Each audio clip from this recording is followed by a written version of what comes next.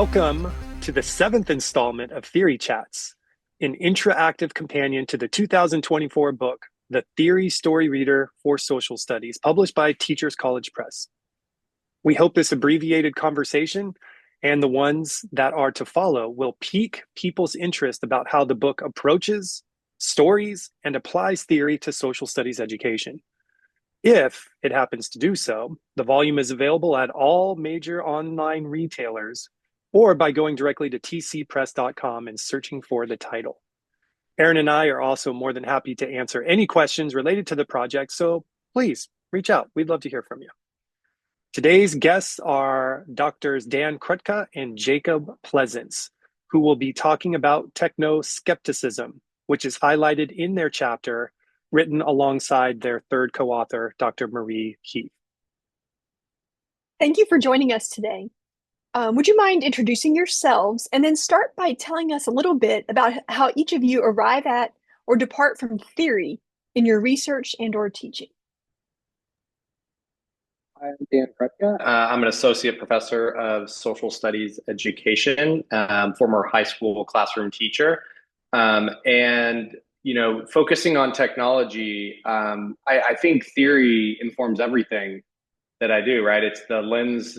We talk about theoretical lenses, and while I did get LASIK surgery and don't have glasses anymore, I've replaced those with metaphorical theoretical lenses that I'm wearing whenever I look at the world. And so I think that with technology, there's rich scholarship, and with Marie and Jacob, we've been discussing and thinking about the different philosophers, the people in different fields. Technology is a very interdisciplinary field. So we take so many different nuggets from different people, but I think the two primary areas are really come from technology, science and technology studies. There's a lot of people that have done work in there, and a lot of that just focuses on all the unintended ways and the moral ways we think about technology, but then also the recent work primarily by Black women scholars who have focused on critical ways to think about technology, from Ruha Benjamin to Joy Bolamwini and others. And so we're informed by theory throughout whatever we do. I don't think I can separate it from myself.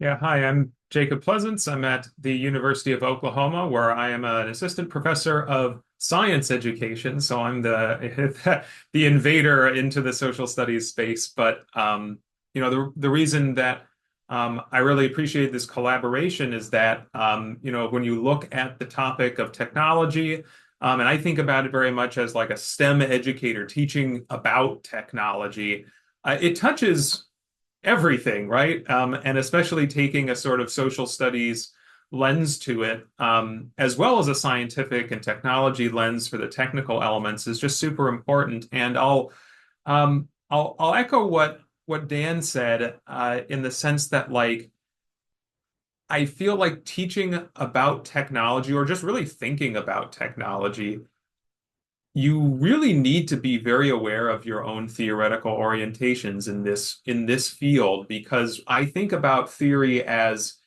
kind of the stance that you take, your kind of orientation towards technology. And everybody has one. They may not recognize that they have one, but you definitely do. And one thing that I think is just fascinating is when you encounter people writing about technology, either in society or in schools or in teaching or in education, their orientation is very much on display. So for me, I got into this kind of realm of scholarship in some similar places to what Dan described. There's this rich field of sociology, history of technology, science and technology studies. I've read an unreasonable amount of philosophy of technology, and all of this, informs my stance, right? My orientation. And even if I'm not necessarily going to be like directly citing Bruno Latour all the time, like, he's there, he is in my head, and I can never like not be thinking about that kind of stuff when I think about these issues. I will add, Jacob, we don't need ChatGPT to give us answers. I just asked Jacob because he's read so much that he's the original science technology, critical technology studies ChatGPT. And I guess kind of like the language model, it's all kind of like gone into my brain, and I can't really reproduce anything quite right, and I get some hallucinations. I won't go down that route. Um, Amazing. Thank you for both of those responses. I certainly appreciate this idea of taking a stance, thinking of theory as taking a stance. That's a really generative point. So thanks for sharing that. Speaking of taking a stance, why technoskepticism? So again, this is a lot of our work happens in community, and technoskepticism is a term that we coined. We worked on it for a little while. We tried to think like what is going to capture what we think teachers should be encouraging students to do in schools. And so we needed some kind of name for what we were thinking through. And again, we went through various iterations. And the only problem we've run into with technoskepticism is when people confuse it with technocynicism, which we're not. That is not what we're saying. Skepticism is to take a skeptical mindset, primarily because most technology, especially emergent technologies, they come to us from capitalist entities, right? You have corporations who are selling their version of AI, and they want you to buy it, and so that's the uses of it are based on what they want for their purposes. And so we argue that, and the same thing happens with technologies taken into schools, right? You don't always have educators, and often do not have educators who are working on the boards of companies like Class Dojo. And so they develop their view of education and their technologies, and it's just kind of thrust upon us. And if we don't take a skeptical lens to push back and think about, is this actually what we want? Does this technology position us in the ways to create humane and classroom environments, to create humane societies, and to create a just world? Then before we know it, we're like down the road with technologies that have done a lot of damage. And you can think of many from how the car has destroyed kind of the walkable city and created a sprawl that's invaded animal habitats and created ecological disaster that now it's very hard to claw back from, to even just now smartphones with although we're in a bit of a panic in schools sometimes where it's either students have all full access to their smartphones or they're fully banned. But we didn't think about what are the downsides to having all access to information communications in your pocket all the time, considering especially when you're in an adolescent age. And so now we're being reactive after a lot of the problems have emerged with teen depression and other things. So with technoskepticism, I think one thing we're trying to do is help people get ahead of the potential social problems and think about both as individuals and societies, what kind of world do we want to live in, and what role does technology play in that? Oh, very well said. Thank you. I love the idea of teaching and thinking about technologies, and the difference between skepticism and cynicism. So I think that's a really important point. So as the book is inspired around Deleuze's suggestion of being on the lookout, what are some ways that theory reveals itself in your own lives, outside of the classroom or in spaces where you conduct research? Well, I guess I'll kind of answer that by following up on what Dan was saying there. And I think in so many ways our suggestion to adopt this perspective of technoskepticism is to I would say reveal sort of these unacknowledged and unrecognized effects that technology has within our educational spaces and within our lives as well. And it's to really take a step back and look a little bit more holistically at what these things do. Not to say that we want to take a pessimistic or overly optimistic stance, but I think it's just to kind of take a more informed stance, to think about what these things do in our world and make decisions based on that more informed place. So we think, I think about, oftentimes, theory gets this bad rep for being too removed from everyday life. But I feel like in this particular circumstance, this perspective, these theories of technology, nothing is more practical.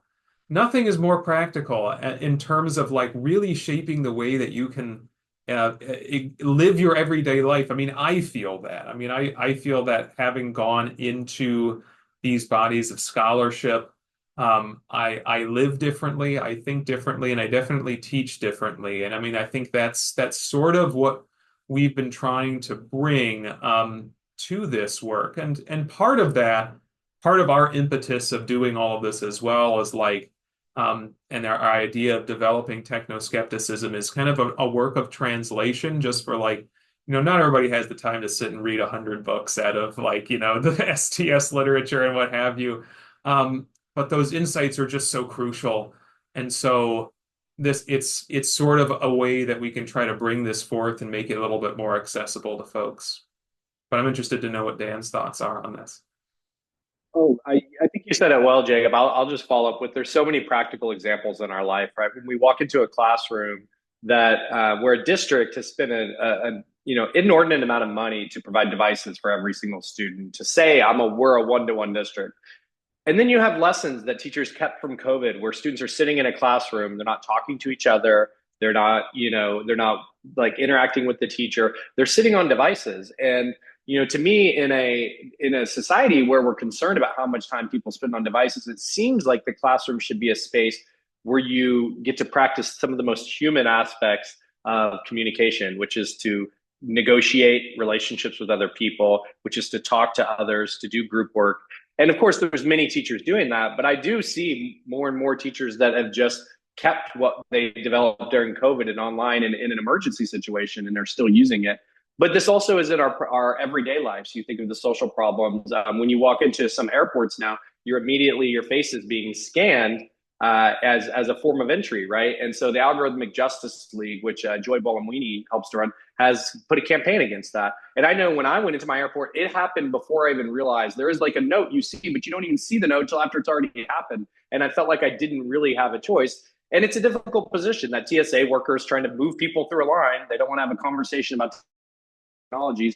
And that's probably a good metaphor for how technologies are thrust upon us so often, right? That we are not intended to have a choice about what kind of world we're creating. But the reality is I would like to know where that data is going, how it's being used, and whether like I really consent to that. And so there's a lot of work to ensure. And I say this as a white man who walks around in the world with a lot of privilege, right?